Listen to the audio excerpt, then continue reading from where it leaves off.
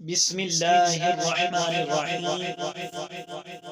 صبر ایمان کا جز ہے، جو آنکھیں خالق کائنات کے نور کو نہ دیکھ پائیں، ان آنکھوں سے اندھا ہونا بہتر ہے۔ اپنے مرشد پاک سے روح کی زندگی طلب کرو۔ اگر تم دربار حق میں حاضر رہو گے تو معاش کی فکر نہ ہوگی۔ صد افسوس ہے اس پر جس نے آب حیات دینے والے مسیح کو تو پایا مگر اس سے روح نہ مانگی۔ اپنے تصورات و خیالات ہی دنیا کو راحت یا عذاب بناتے ہیں۔ صبر کا پھل اچھا ملنے کا خیال ہی صبر کو میٹھا بنا دیتا ہے۔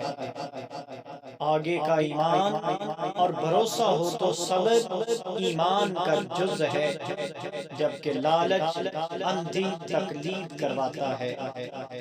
لالچ منافقت کروا کر دل کے آئینے کو خراب کر دیتی ہے۔ لالچ سے آنکھ، کان، ناک، منہ اور دل بند ہو جاتے ہیں۔ مقصود بیان مولانا محمد جلال الدین رومی رحمۃ اللہ علیہ بیان کرتے ہیں کہ اگر تمہاری آنکھیں حقیقت سے نا آشنا ہیں تو پھر ایسی آنکھوں کا کیا فائدہ؟